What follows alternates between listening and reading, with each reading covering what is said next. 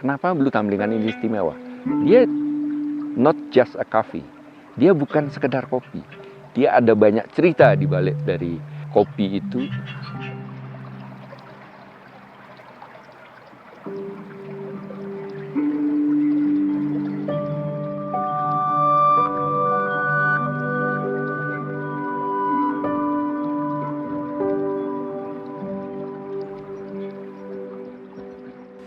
Jadi kopi itu pertama masuk ke Munduk dan sekitarnya ya, bukan hanya Munduk ya, sekitar 1800-an pertengahan. Makanya dulu di si Munduk dan sekitarnya itu dikenal sebagai daerah yang dianggap makmur gitu zaman itu. Dianggap sangat makmur, sehingga awal 1800-an itu di Munduk sudah ada orang yang punya mobil. Dan kebetulan juga Belanda itu membuat salah satu pesanggerahannya itu di Munduk. Mencapai kejayaannya dari zaman Belanda itu sampai ke tahun 70-an. Jadi tahun 60-an, 70-an itu kalau musim kopi, saudara-saudara kita dari selatan, dari Ubud, Gianyar dan sebagainya itu pada berbondong-bondong ke daerah kita di sini sebagai pemetik kopi. Baru mulai beralih dari kopi itu tahun 70-an dan boomingnya tahun 80-an. Kalau di daerah bawah itu adalah bergeser ke cengkeh. Nah, sementara di daerah yang lebih tinggi seperti di 1000 ke atas itu kan cengkeh nggak cocok. Beralihlah mereka ke sayur dan bunga. Nah, ini jadi masalah sebetulnya untuk bentang alam, untuk lingkungan.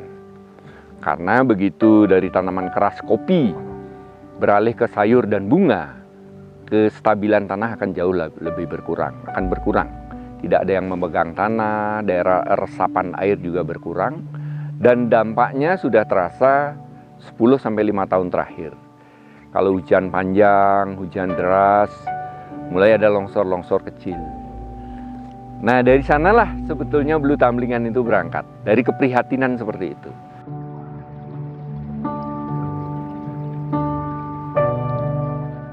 Kalau latar belakang saya kan memang dari keluarga petani ya. Dari keluarga petani, lahir, besar, akhirnya mengalamilah jadi petani waktu kecil. Dan kemudian pada tahun 94 saya dipaksa pulang. Ya bukan dipaksa sih tepatnya, diminta pulang oleh bapak.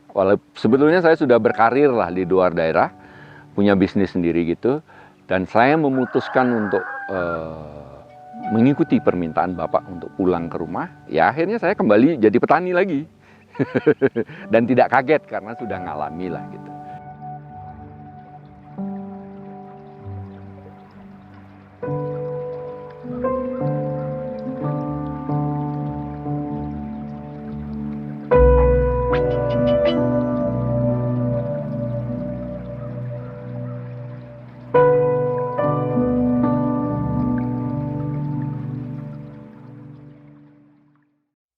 Saya mulai mengajak beberapa petani untuk mau menanam kopi kembali seperti dulu. Nah, tentu saja ini bukan hal yang mudah, karena secara ekonomi kopi itu nilainya kalah dengan bunga dan sayur.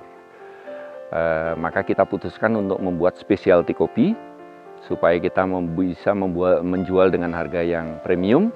Dan treatmentnya di petaninya adalah petani kita minta menanam atau membudidayakan kopi secara organik, kemudian hanya melakukan petik merah, tidak melakukan petik keseluruhan seperti sebelumnya. Dan dengan perlakuan seperti itu, kopinya kita beli mahal. Beli cukup mahal, 2 kali dari harga pasaran lah gitu. Awal tahun pada mencibir lah semua jelas ya, karena ini untuk apa saya nanam kopi, untuk apa kamu ngatur-ngatur saya, ini kan tanah saya, nah hal-hal seperti itu.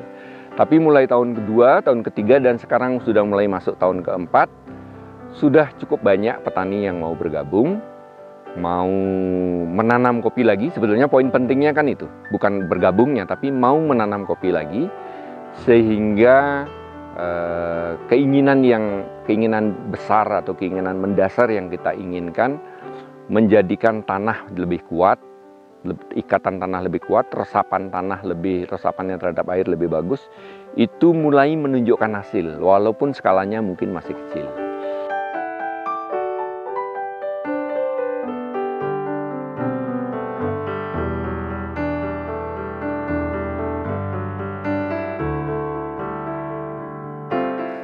Blue Tamblingan itu kan limited dia.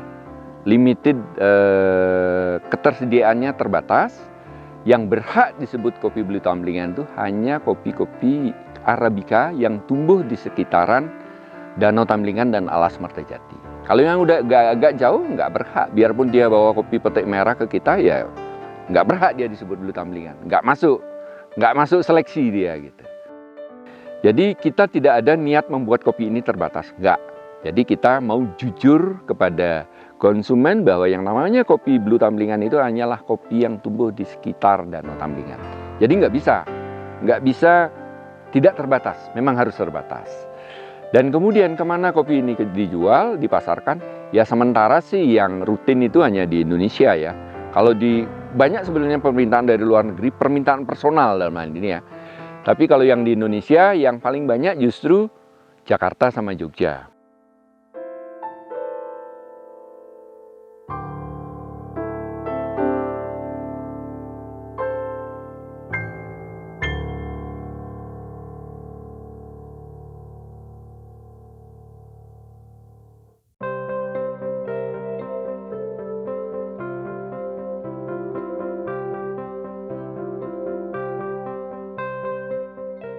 Kopi itu tergantung ketinggian. Jadi karena ini tanah ini ketinggiannya sekitar 1.300-an ya, 1.300-an. Ya cocoknya Arabica. Kalau Robusta mau dia tumbuh tapi buahnya nggak begitu bagus kalau di sini. Kopi Blue Tamblingan itu adalah media komunikasi untuk konservasi. Jadi setiap orang yang nyeruput Blue Tamblingan itu dia punya kontribusi terhadap konservasi. Itu penting sekali dan sebetulnya kenapa kami mempunyai pembeli-pembeli yang setia? Karena dia merasa feel good untuk minum kopi Blue Tamblingan. Dia merasa punya kontribusi terhadap konservasi. Itu yang pertama. Kemudian yang kedua, kita juga membantu kehidupan petani. Jadi petani yang tadinya petik asalan, jual kopi asalan sembarangan, sekarang bisa menikmati secara ekonomi ada peningkatan. Jadi setiap seruputan Blue Tamblingan itu adalah juga cerita tentang kehidupan petaninya, cerita tentang penyelamatan lingkungan di sekitar Danau Tamblingan dan Alas Martajati. Jadi itu yang menyebabkan kenapa Blue Tamblingan ini istimewa. Dia not just a coffee, dia bukan sekedar kopi. Dia ada banyak cerita di balik dari kopi itu, cerita-cerita konservasi, cerita-cerita tentang petaninya, dan yang tidak kalah penting adalah cerita tentang spiritualitas kawasan ini karena dia ada di sekitar kawasan suci Danau Tamblingan dan Alas Martajati gitu. Hutannya disebut Martajati, sumber hidup yang sesungguhnya. Danaunya disebut Tamblingan, Tambe Eling, obat penjaga kesadaran.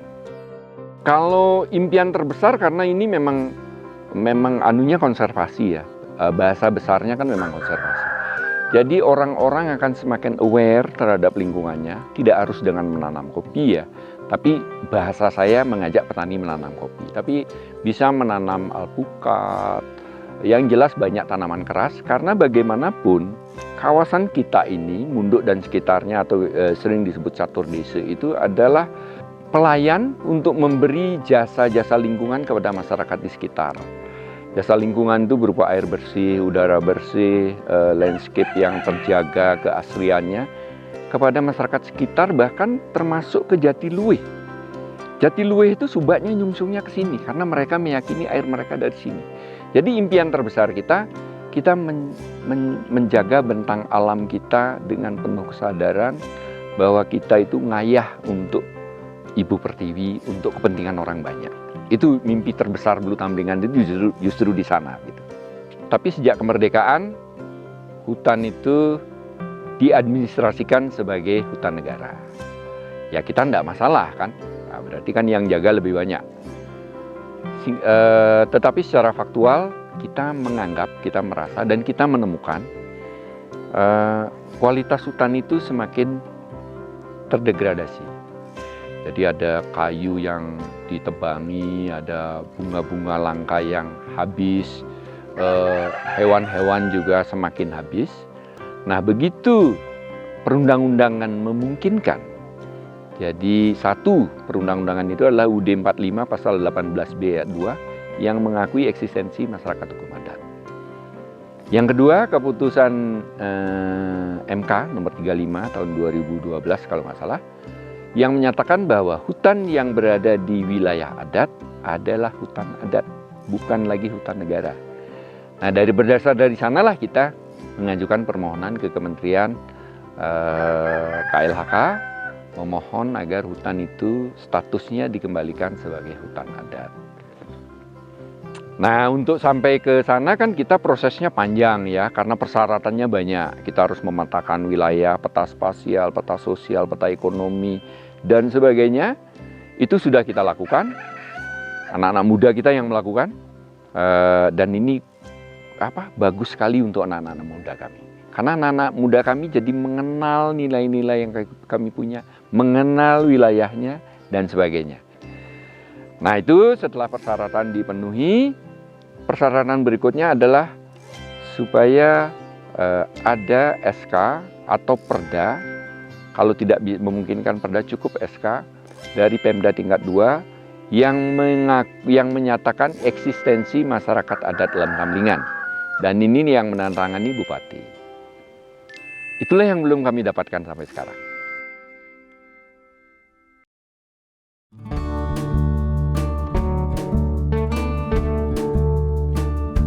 Kalau secara resmi saya tidak tahu ya kenapa kopi itu masuk istana. Jadi saya justru mendapat kabar dari orang-orang. Jadi misalnya saya punya teman, kebetulan dia ada kaitan lah dengan istana, dia nelpon saya. Dia manggil saya Kak Weng. Weng, aku ini dimanggil Bapak, kok ada kopimu di sini? Nah, saya nggak ngerti yang bawa ke sana itu siapa. Cuman memang yang datang ke rumah saya itu kadang-kadang memang ada orang-orang yang dalam tanda kutip aneh ya, tidak saya kenal. Saya ditugaskan, disuruh oleh bos saya untuk nyari kopi ini. Nggak tahu untuk apa. Nah, mungkin orang-orang seperti itulah yang membawa ke istana. Jadi kalau saya ditanya detailnya, gimana ceritanya kok sampai di istana, saya nggak tahu. Kalau ke istananya Pak Ganjar itu jelas, dia yang pesan. Nah, itu saya kirim ke sana gitu.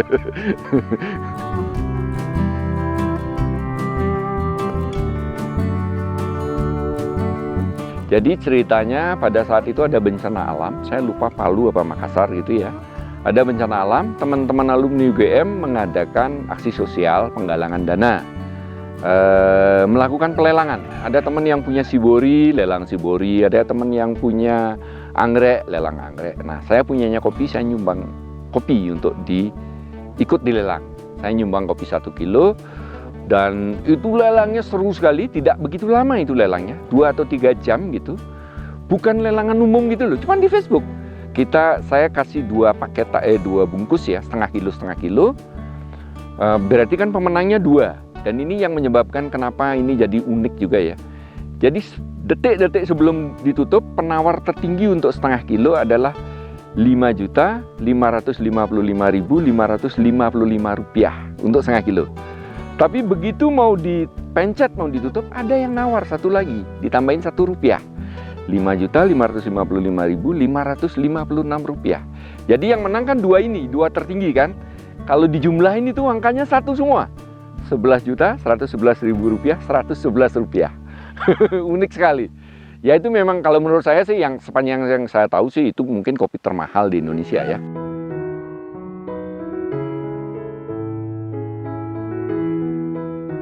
Bicara masalah pariwisata, saya sebetulnya sering agak bingung juga, kadang-kadang sedih juga ya. Karena kita sekarang, saya dulu sering sekali dikatain kayak gini. Munduk sebentar lagi akan menjadi ubudnya Buleleng. Saya sebetulnya sangat tidak suka dengan perkataan itu dan sangat tidak setuju. Kalaupun Munduk berkembang menjadi daerah wisata, ya harus tetap menjadi Munduk. Dan keinginan saya pribadi sebetulnya bukan pariwisata itu tujuannya. Tujuan terpentingnya adalah masyarakat sejahtera. Kalau Munduk itu kan, Munduk dan sekitarnya masyarakatnya adalah masyarakat agraris. Dia bertani dengan baik, berkebun dengan baik. Kemudian dari itu turis datang untuk melihat itu. Nah itulah yang disebut sebagai turis, itu adalah dampaknya, bukan sebagai tujuan. Dan kalaupun berkembang, yang berkembang adalah quality tourism, bukan mass tourism.